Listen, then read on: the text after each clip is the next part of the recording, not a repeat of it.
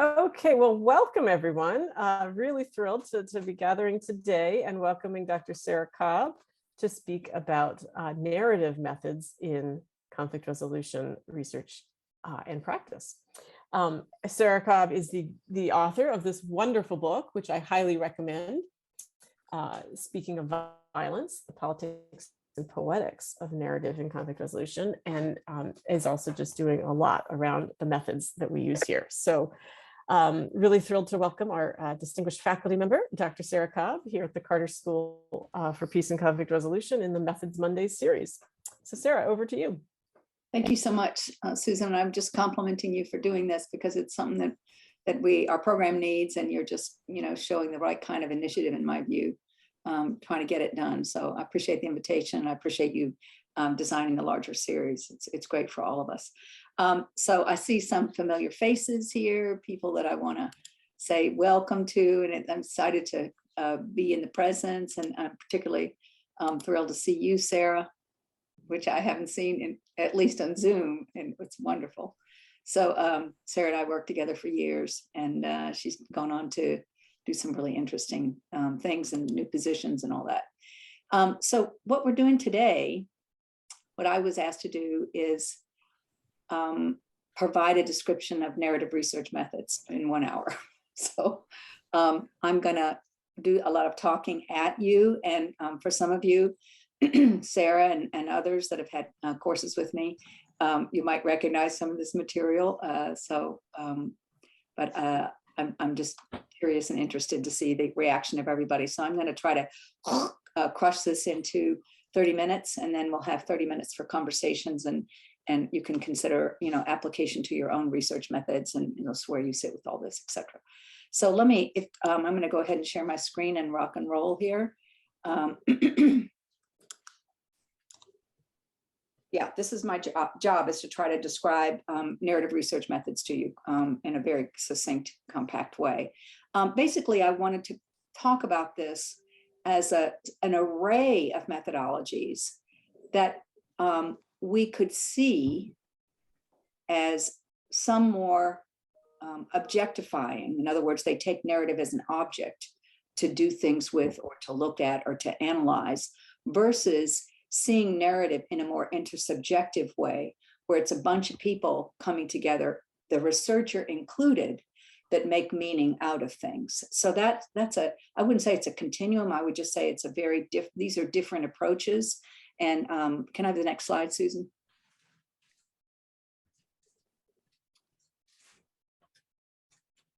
I'm trying to produce the next slide. That's interesting. It had a little video there of these things going around. Okay. Yeah, I think the video, maybe I'd go like this. Does that give it? There we go. Next slide. Okay, so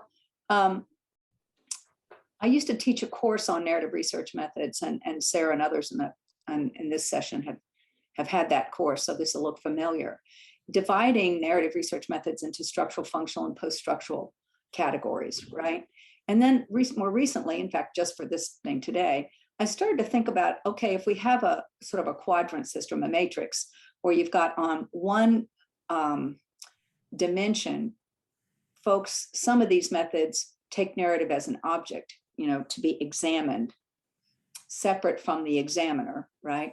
And others take narrative as a phenomena that's sort of where meaning is collectively produced by people in relationships and conversations, including the researcher. And the other dimension is for some people look at narrative in a more static way, and the research methods end up being more static, snapshots of stories.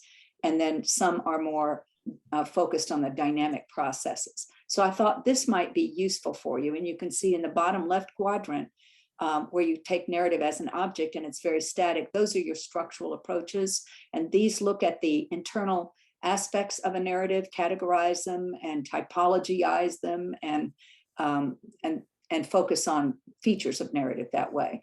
The functional, which is the top left, is really also often taking narrative as an object, looking at how it works. But it's because it's how it's working, it's more interested in dynamics, right?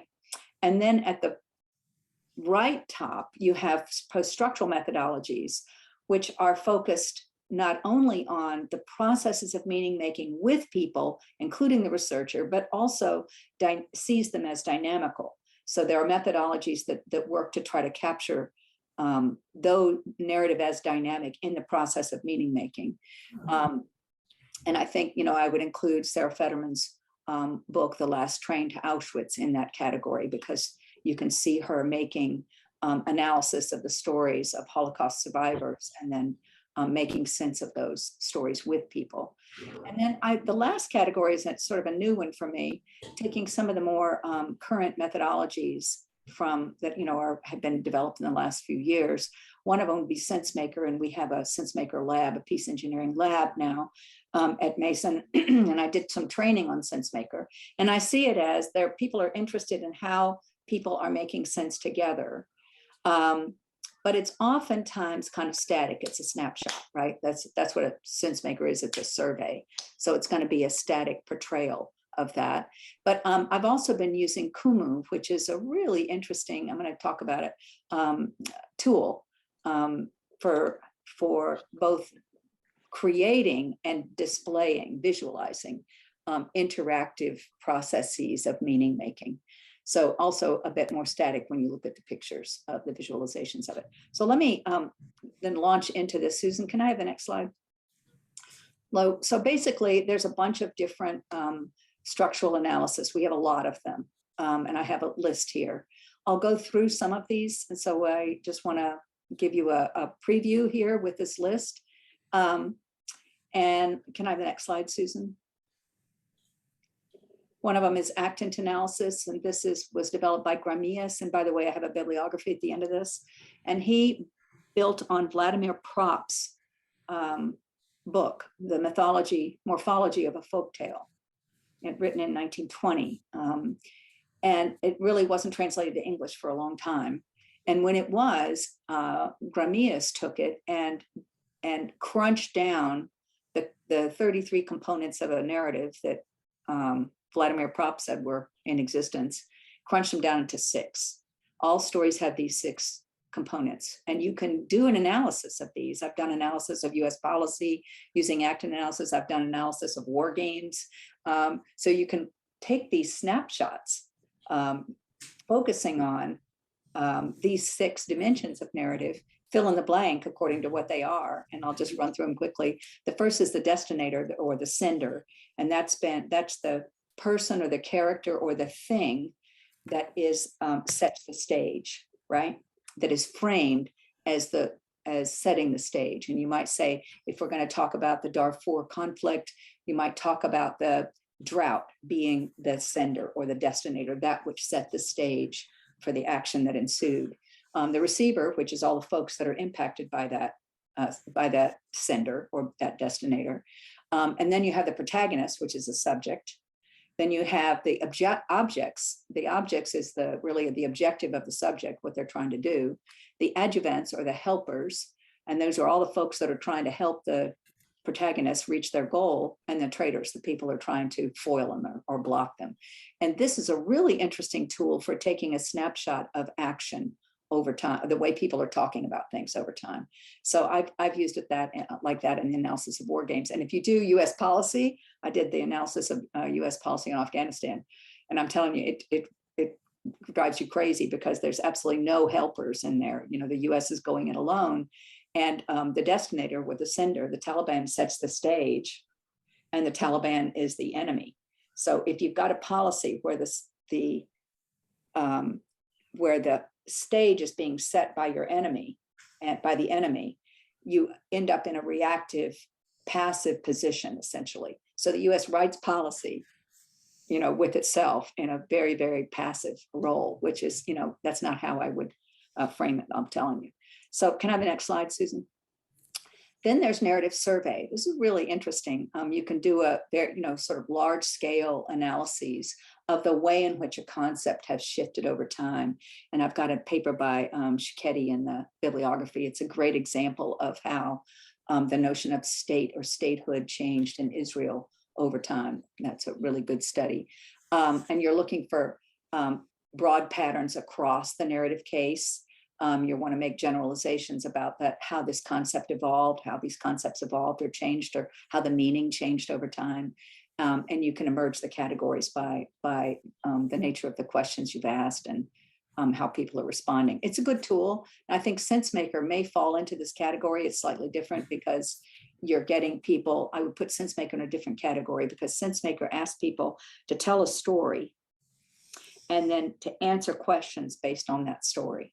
Whereas a narrative survey has a set of predetermined questions that people are responding to, and that you don't get an initial story from them. You just get a set of responses to the questions.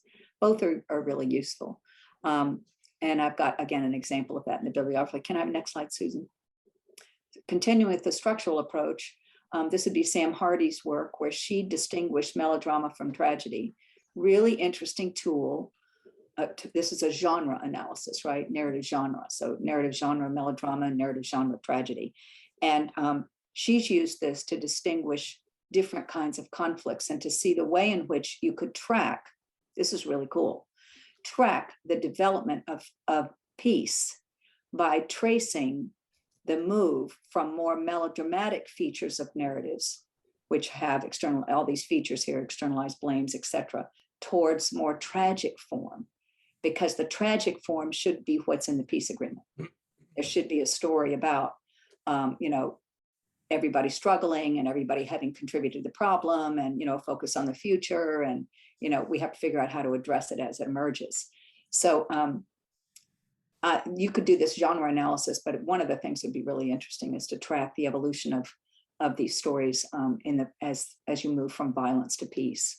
Because right now, when we look in the Ukraine, we've got melodramatic stories there now on the ground in Ukraine for obvious reasons. Can I have the next slide? I did this years ago, and I still really like it, which is I took mediation narratives and tried to understand their plot components. And A to F is this happened and that happened and this happened and that happened. So that first line is the plot components. And the second line starts with M on the far left is the framing events that people use to stabilize the meaning of the plot events on the first line. So people will tell a story and then qualify the plot event A with another event M. So when you see people telling stories that kind of develop vertically this way, because people are contextualizing narratives that give stability to the line beneath that.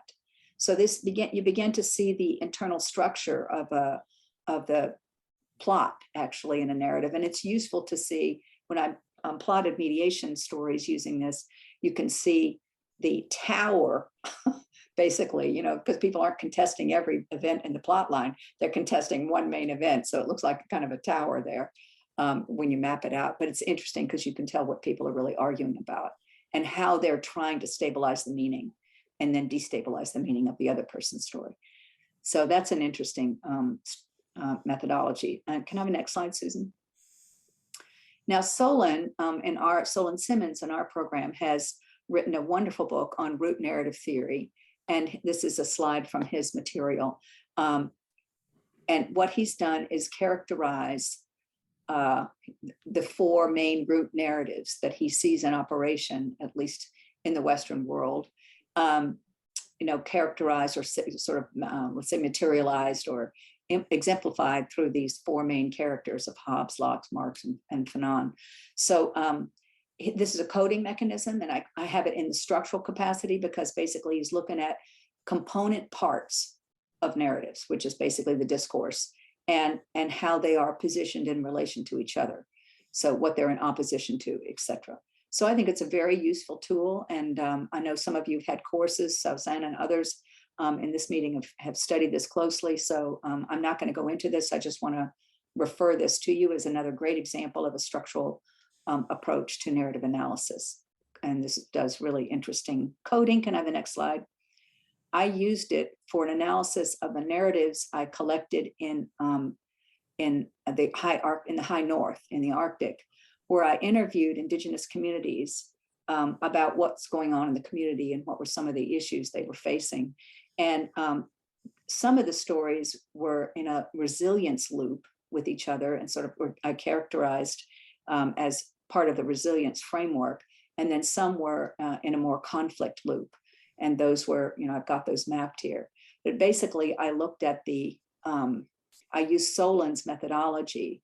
And can you go back a slide, Susan? Solin's methodology, and found that the most of the indigenous communities were in the resilience loop, were using a dignitarian language, right? And in the conflict loop, we're using an egalitarian language. So those were the two discourses I saw in operation. So that was a really interesting study. I enjoyed doing that. Can I have 2 slides now, Susan? Okay, then I wanted to bring out another structural approach that you might be interested in called, is building on Todorov, who's again a Russian linguist. He had this idea that all narratives are composed of propositions. And John DeRosa, who a graduate of our program, wrote this book on strategic choice. He took this idea of propositions and framed strategy in general as a function of 3 kinds of propositions: those about motive, those about perceptions, and those about preferences. So I think he's got a very interesting methodology here for narrative analysis. Again, structural approach. Can I have a next slide, Susan? What we did with this was analyze all of the strategy documents for the Arctic Council in the High North, and which is composed of 3 different groups: member states, observer states, and indigenous or permanent members from the indigenous communities. So then we took the propositions that we had analyzed using John's methodology, these strategy propositions, which was the integration of perception and motive and, Susan, go back a slide, would you? Yeah, preferences, perceptions, and motives. Yeah, now you can go forward, right? And basically you can see here that what this told us is the different approaches to risk. So if you take, put it on a quad XY probability and consequence, you can see that and look at the indigenous folks, indigenous risk matrix, you see that for them, they are way out there in terms of their concern for ecological damage. And yet, if you look at what's really out there in terms of both probability and consequence, conflict is much higher in, for instance, the member risk matrix. So this was it was just an interesting piece of research.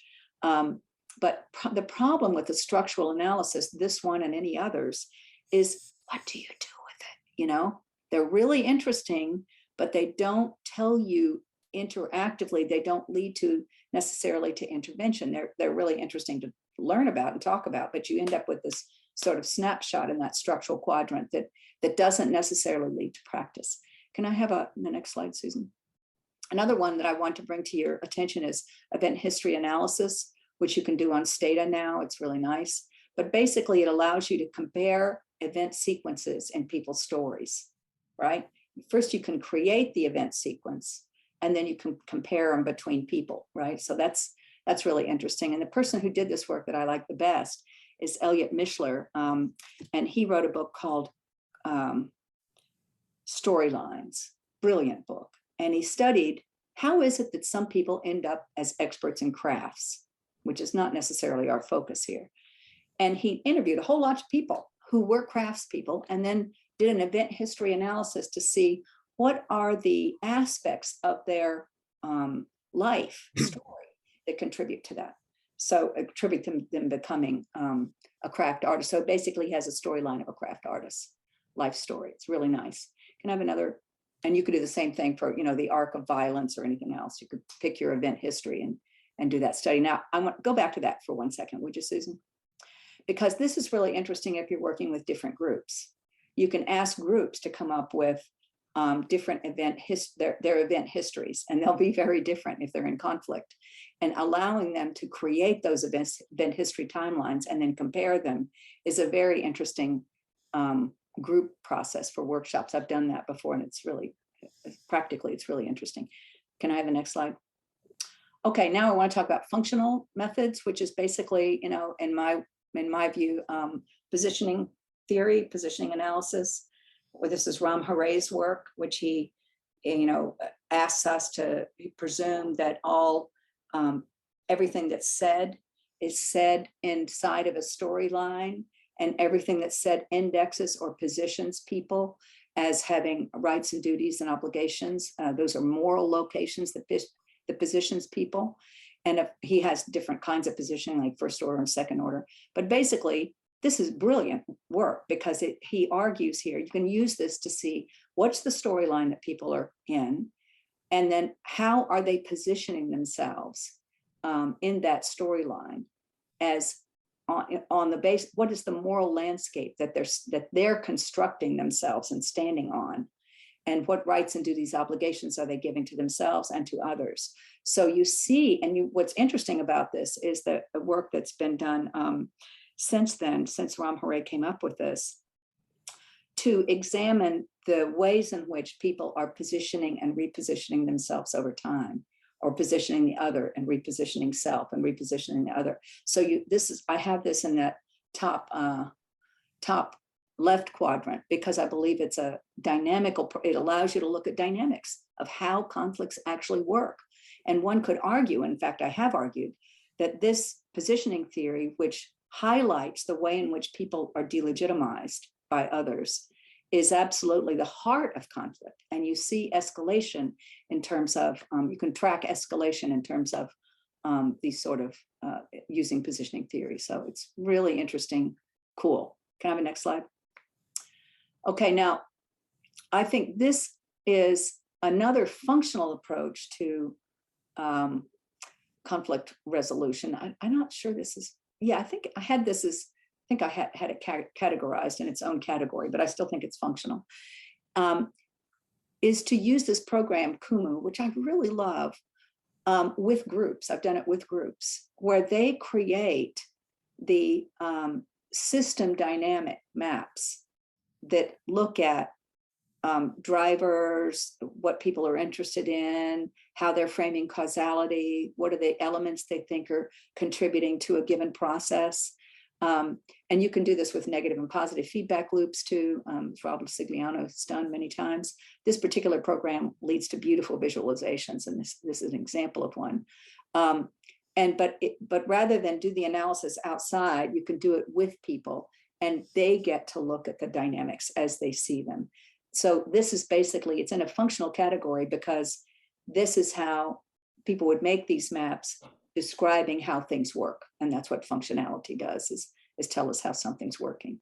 So I think, again, Robert Sigliano's used this a lot. A lot of people who are doing complexity work have used this Kumu program. And one of our former students, Karen Groton, and I have used it on some work we've done together. So I've really appreciated, take a look at it. And there's a free version of it. It's really interesting. Can I have the next slide? Okay, and then here's SenseMaker 2. So these are sort of 2.0 functional approaches, where SenseMaker, again, is a narrative survey tool that allows us to examine, compare people relative to the story that they're telling. So everybody tells a different story, but then the questions the survey calls people to respond to a series of questions, and the questions are the same, independent of your story. So you can see how people are clustering themselves in relation to where they're putting themselves in relation to others. And I have it 2.0. I don't believe it's a post-structural approach. I want to talk about in a minute, because this is for leaders, people that are doing the planning. This kind of work is done, not for, well, you can do it for local populations to understand how they're within a given group, how they're different from each other, and they might be interested. But most of the work is done for people in leadership of some kind who are trying to design and plan based on how people understand things. So this is a tool that's used for, for planning and development. Can I have the next slide? Okay, now we're going to talk about the post-structural approach, which is basically, built on post-structuralism, I would argue, where you've got a set of assumptions, right? There is no objective reality. We are constantly making sense of the world, all of us, including researchers, in ways that impact the world as we see it. We're making meaning, and people are doing that, and then we as researchers are doing that. So you get this observing system involved where people are making sense of things. They're using narratives, and then we're making sense of their using, and it's that entire system that is pertinent to a post-structural project. And of course, you can't talk about that without talking about power, right? So who gets to tell the story as the researcher? And all this has been come up in the decolonizing research literature. And do you do that with people, or do you do it on them? You know, and the answer in a post-structural sense is with, of course. So there's power dynamics in there. And then often there's power dynamics as people are making sense of their sense making. They're talking about issues of marginality and voice and exclusion. They're talking about the politics of narrative itself. So the politics of narrative and the politics of narrative research are really pertinent to these sort of central and post-structural analysis, where there's a lot of exploration of subjectivity and experience and power. And it's kind of an anti-method approach, I think, where, you know, the research methods is defined as a process by which you do something systematically so it could be replicated. Well, this is not research that's going to get replicated, because if a different person went to the Holocaust survivors and interviewed them, somebody not Sarah Fetterman, somebody else did that, they might get a different set of frames, or they might get a different kind of meaning making out of that. And the stories themselves might have been different. So we don't, the post-structural project is not one focused on trying to reproduce, you know, reliable studies that can be reproduced. That reliability is less an issue. And more of an issue is transparency. Do we see how the researcher is making sense?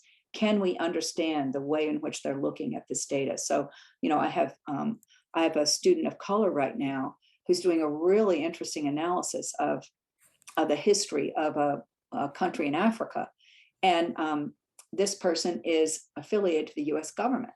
So, you know, the student is working hard to make sure that the reader would know what is the role they have in the US government, how does that color their sense making in the research, et cetera. So these are just, you know, very solid, good research practices. And this book in particular is super cool because it's a list of, I don't know, 20, 30 accounts of people making change in communities. And it describes the narrative projects and the way in which the community engaged those projects.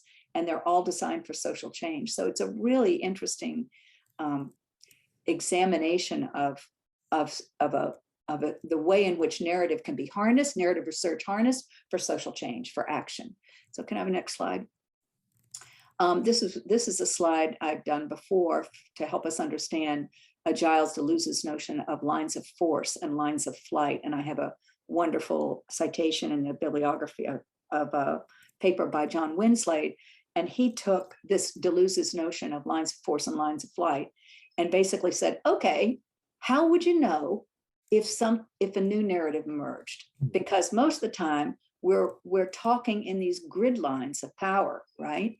That are lines of force. And these are these master narratives that keep us in check and keep us talking about, for instance, the war in Ukraine. We all talk about it the same way because there are these master narratives. And if you deviate from this, if you try to take a line of flight, you know, you get your little hand slapped here, whether you're at a dinner table or you're on Twitter or wherever, because you're not obedient to the lines of force. So it's really interesting to think, how do lines of flight happen? How can people caught in master narratives organize themselves out of them? And John Winslade had this, you know, he's got a nice example, but there are plenty of others we can look at. But you have to have some kind of framework. And can I have a next slide, Susan? And then there's, I would have Alison Castell's example. She did her research. She's again a graduate of our program. And she looked at community dynamics, the narrative dynamics in a rural community in Colombia, and the way in which they were trying to make themselves legible to the state. so, the state had a bunch of transitional justice processes, and they wanted to map those processes onto the community. The community didn't want them, or they didn't want them in the flavor with the polka dots that the state wanted. They wanted them with stripes or stars or something. So Allison describes, she goes into the Colombian community and is with them as they're making sense of how they are being made sense of by the state, which was just, a level of reflexivity. It was so interesting. And it's a good example of how it is, how you could use a more post-structural narrative approach.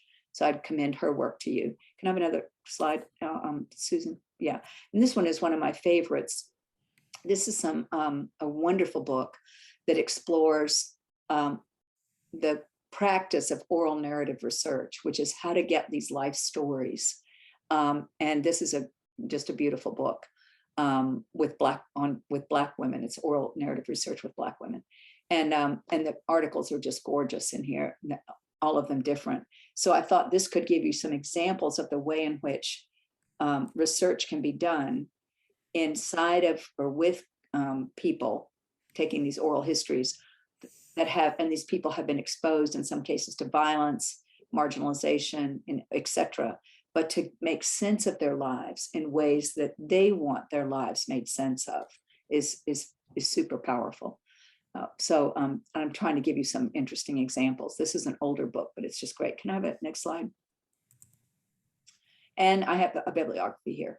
So that's the tour across structural, functional, and post-structural narrative methods. And I'd love to have any questions or thoughts or considerations. You can take the slides off, Susan.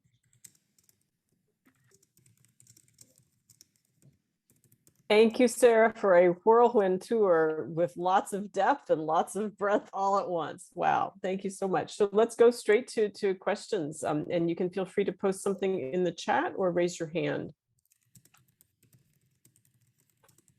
Or it might be just too overwhelming, Susan. It might be. It was pretty broad, lots of stuff. Sarah Fetterman, let's go to you. Yeah, just thank you for doing this. And I feel that I'm getting something very valuable for free. I think there should be thousands of people here right now, but that's my proclivity towards narrative. Thank you for this. I wanted to come kind of for a refresher, and now that I'm working on different things, to look at what I had learned before in a new way, and then learn the new things too that you were sharing. I really related with the not being able to replicate it challenge. I just because I had submitted an article about, it's just sometimes it triggers people and sometimes it doesn't, to some business journals. Like, well, how do I replicate it? I'm like, well, you could go talk to the 130 people I talked to, and then you could go to create the focus groups, and you could go back to the legislative events that are over, and like, you'll probably come to your own conclusions, but that's how you would do it. I'm like, you can replicate it, I guess. And so I'm like, so therefore I can't say it because you can't do it. And yeah, and then, well, how do you do this in other cases? I'm like, well, get all the people involved, interview all of them, go to the archives, and like come to some understanding. And that sometimes it like trips a flag or like a tripwire, and they're like, you're out. It's so nice. It's such a nice metaphor, Susan, the tripwire, because we in social science, aspire to reliability and validity, and we think it's actually, that things should be replicable. So I have a little trick. I'll tell you a trick. Take it. You want to know my secret? Yeah. Visualization, graphs. People love them, right? So if you could take the same research you've done without changing anything and make a visualization, a graph, it's good if it has numbers. It's good if it has, some kind of diagram of some kind, that I think people feel afraid of interpretation. They're terrified that, or at least, let's say, journal editors would be worried that that their quality of the journal would be in question if the work published is too interpretive. So I think, and if you look at graphs, all the diagrams and things I'm recommending, that all they do is they contribut to transparency, right? Yeah. And but it really is it's a politics game, Susan. So I hear you, and I can't wait to see that article come out. Thank you. It's wonderful. Thank you. Yeah, and I really love the transparency emphasis over the replication emphasis. I think that can help a lot of quality research be, rigorous in its own way, its own sorts of validity, that's not about replication. Let's go to Martha, please. Thank you. Hello, everyone. Hello, Sara. I hope you remember me. I do. That's great. Thank you. Pleasure to see you. It's wonderful. Yeah, me too. Well, I'm trying to join the dots here, and maybe I am going to make a question that sounds obvious, but how do you choose a method? Since we saw a big variety of them, I mean, it's the same if you, I mean, you can pick anyone and just say, this is perfect because it's different and it's going to, or you choose it because you say, I want to get to this point, from the point A to the point B, and then the best method is this one. So really, I am trying to make sense of all this information. So that's a brilliant question, and I had never, thought to make a slide on that, but it's a great question. I think it depends on your objective as a researcher, right? So if your objective in Colombia is understanding the narrative landscape, right, a survey using SenseMaker might get you, a little closer. But I would want to couple that with some, I would want to marry that up, because what SenseMaker doesn't do is anything interactive or dynamic, right? So I like to see not only what these stories are in the landscape, but how are they in operation? So I might want to do some focus groups where I'm looking at positioning theory, right? To sort of marry up something structural with something functional, right? Or marry up two different kinds of functional approaches. So I think it depends on your goals. When I did the structural analysis of the US policy on Afghanistan, my goal was to put it in the US government's face, not that anybody was too worried about it. I don't think I frightened them or upset them at all, but my goal was to, try to show the absurdity of this policy in Afghanistan.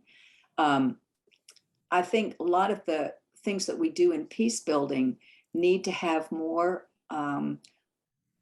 need to take care to go beyond structural approaches. And the structural approaches are nice for journals, and the structural approaches are nice for, creating findings, but they don't help us make peace.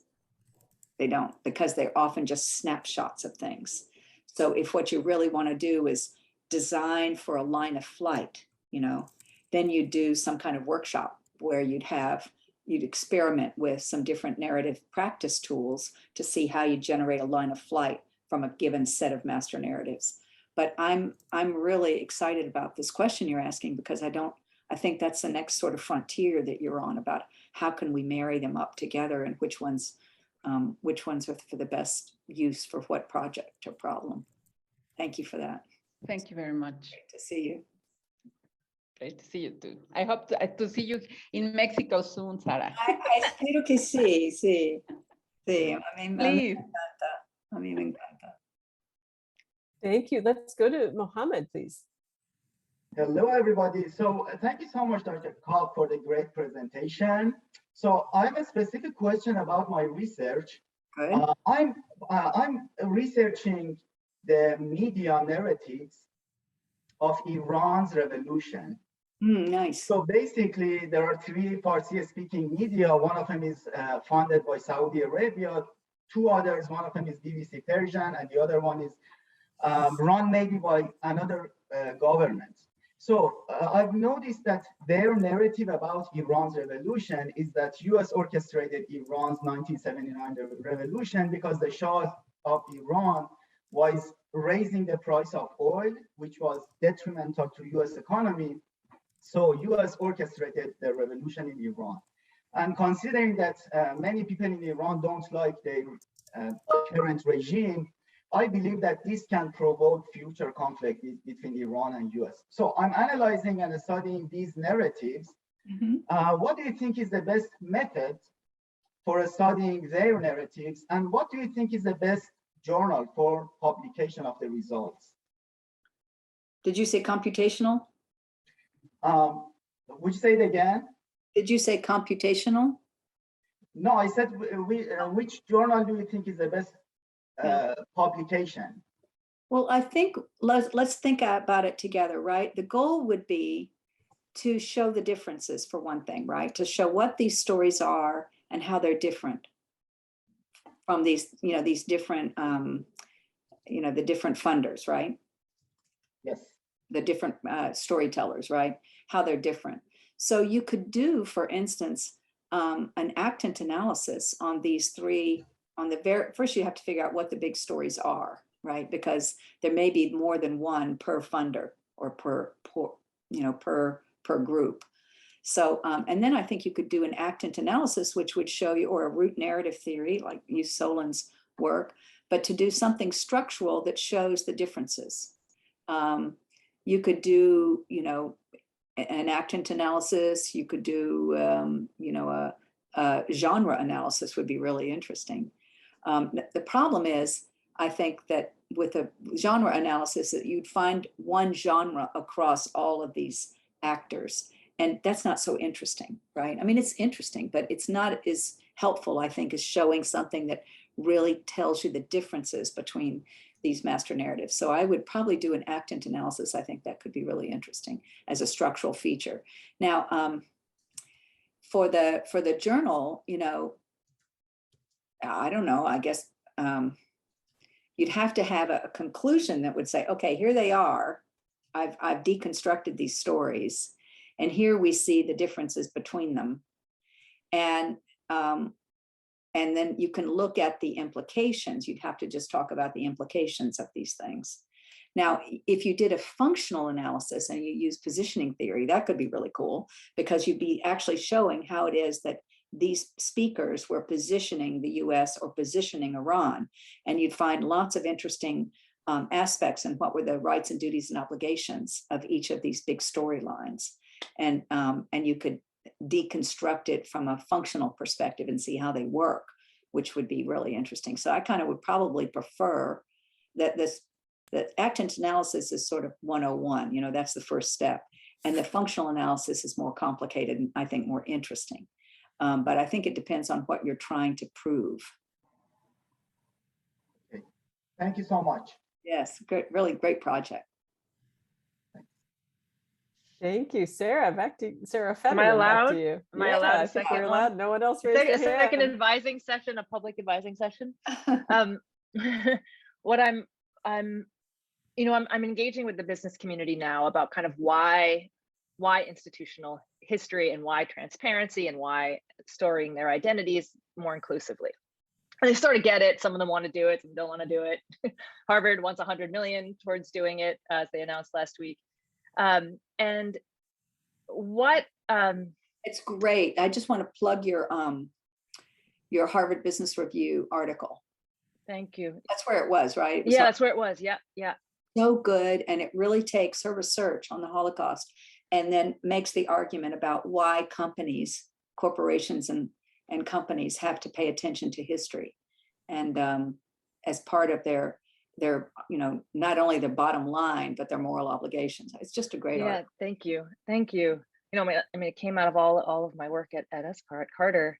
And they have core stories, right? Companies have core stories, right? And they do try to narrate themselves over time with identity, right? I have an identity. This is who I am. Ben and Jerry's from the start, right? But one of there's a resistance of looking back because companies are forward looking. So I wanted to see how they're storing themselves as forward looking, but identity of any kind requires a conversation of who you were. You just can't say who you are if you're not saying who you were, right?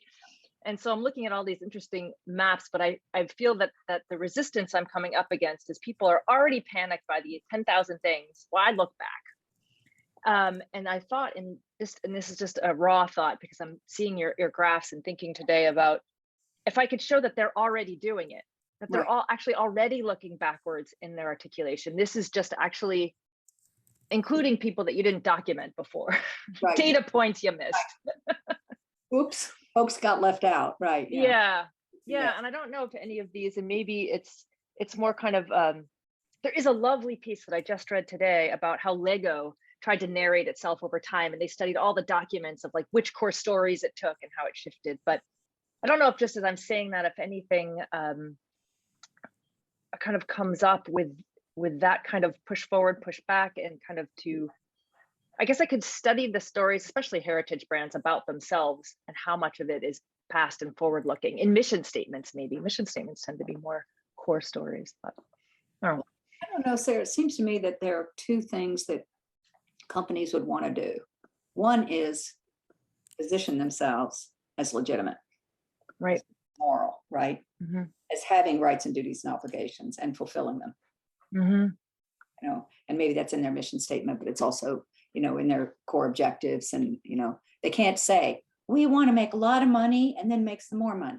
You know? Right. Say that. They're going to say, you know, this is what we're trying to do. They're going to display their rights and duties and obligations like peacock feathers, like, ooh, Right.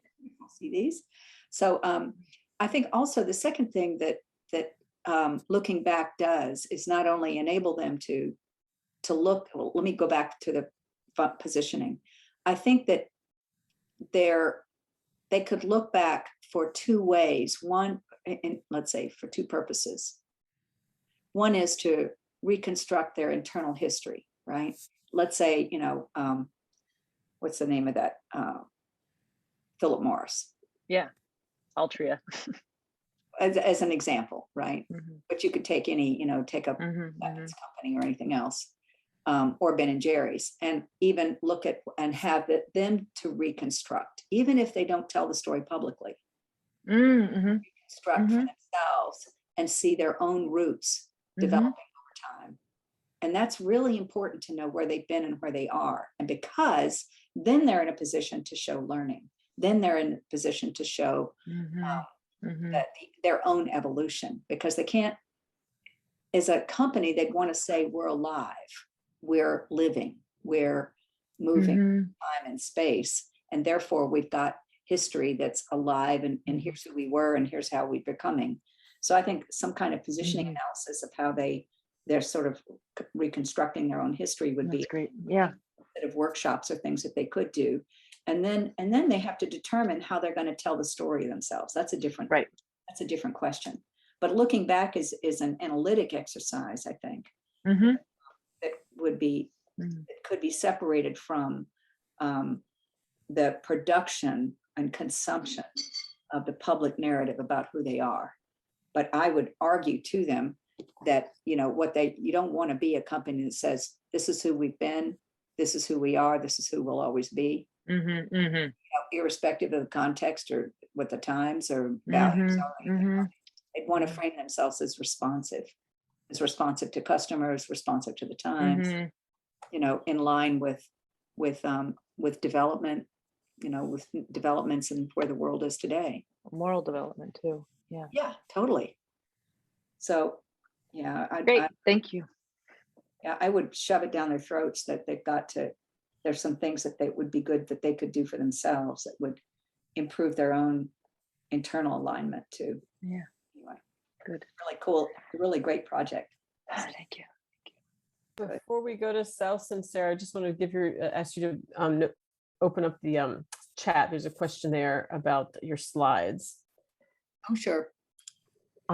And also, I know South is going to have a great comment and question, but I want to ask you to circle back a bit to the use of these research approaches in practice and how they can be practically relevant to actually making peace.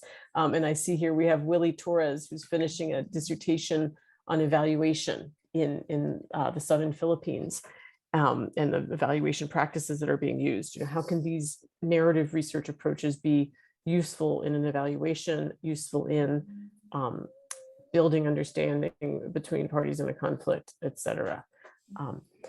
So let me, I put that out there. We'll also go to Salsa and get you, Salsa, your question. And then Sarah, you'll get a few minutes to wrap all this up.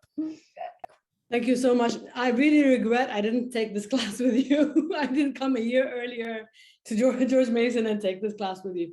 Because I'll send you the syllabus. I can send you the syllabus, anybody. Because there's a lot to learn here. And My question was actually in line with Susan's question about practice, but also practice not just vis-a-vis peace, but practice vis-a-vis peace and vis-a-vis social justice. And if there is a method that you think is more suited for either part. And I also wanted to ask a more detailed questions about the tragedy versus melodrama approach. Really cool. And if you've actually ever used it for not just for peace, but also for social justice, because it seems to me when you equate the oppressor and the oppressed, how does it work out? How would it work out in that kind of context?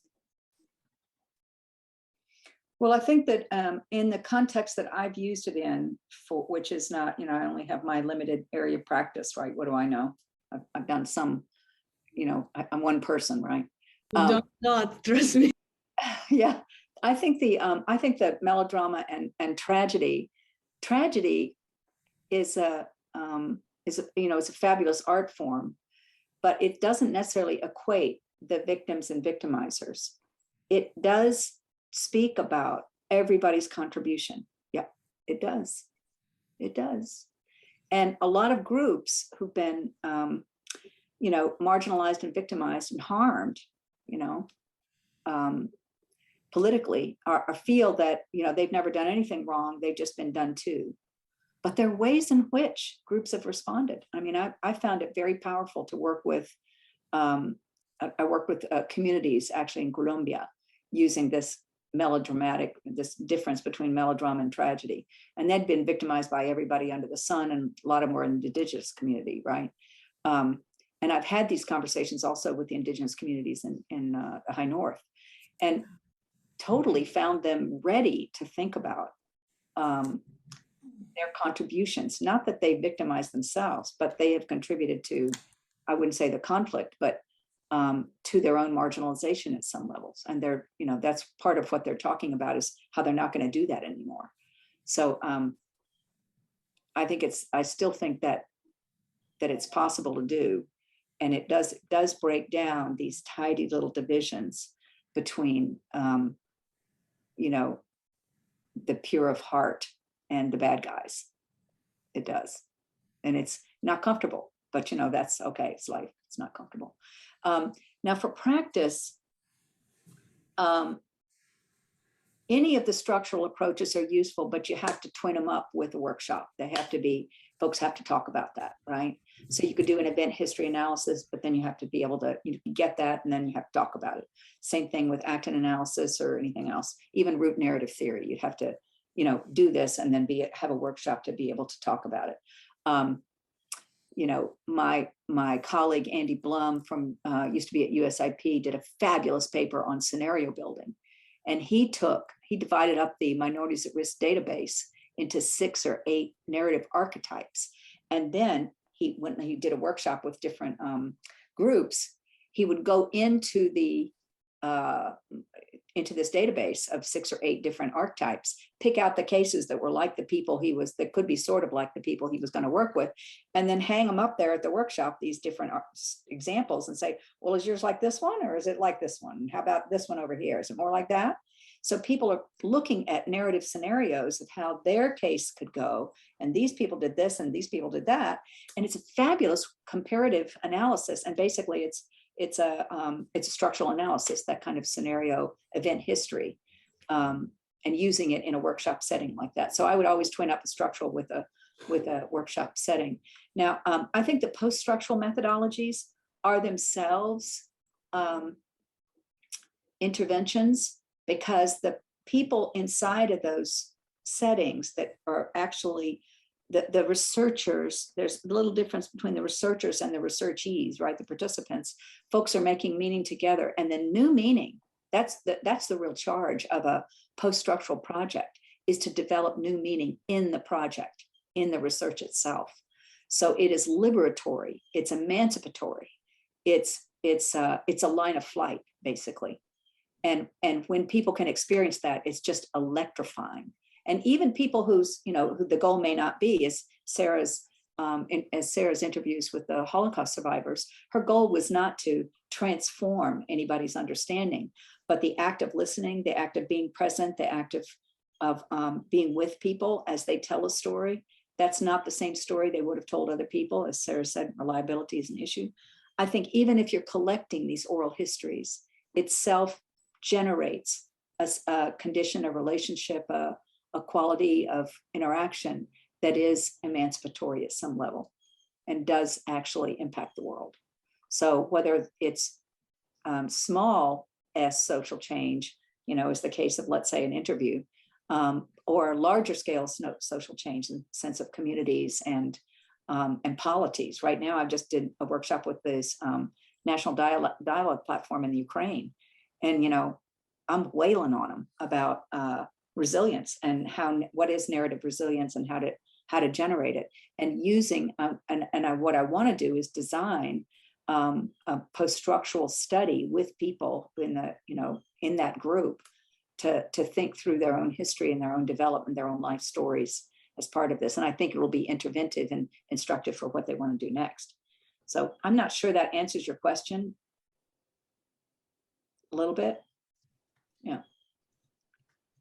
Yeah, very helpful. I'm going to focus on trying to repost the slides to the chat because apparently they're not downloadable, but I'm going to repost it again. Let me say one more thing about this. I have 2 minutes in the, and Mike knows this. Mike and I've worked together, on trauma and narrative, and he's just done such interesting work. That at the post-structural level, the data collection is itself intervention, because the quality of connection, the narratives that are developed in the course of that interaction evolve those narratives, because you can ask questions that are not just designed to tell you what it is. They're designed to support the evolution of what is to what could be in a direction of complexity and direction of social change or social justice. So post-structural research it is an intervention, even the data collection. So thank you for that question, Self-San. And I'll send the syllabus to you. Well, thank you, Sara. You have given us a lot in 1 hour, 59 minutes. I want to say just thank you on behalf of all of us. I know I certainly have benefited a lot from thinking through these things, and I'm going away with a lot of thoughts. Any final word from you? Kind of, if you conclude narrative methods, can you put into 30 seconds a key point you want us to take away? I guess that I hope that the Carter School, remains a place to think about these things. I'm retiring next year, and I'm hoping that there's a lot of energy. I think there is a lot of energy, and I hope it continues to grow and develop, because I think this is a really critical area for peace and peace building and conflict resolution. And thank you, Susan. Thank you, Sara. Yeah, this is an essential area to keep growing and developing, and I hope you will come back and visit and see growth and development and engage in conversation with us. If faculty will have me as emeritus, then I'd love to stick around. Awesome. Good. Well, thank you all. I'll conclude today's session and look forward to the growth and development of these approaches in the years to come. And Susan, thank you, everyone. Welcome. Thanks, everybody. Thank you. Take care. Ciao, Martha.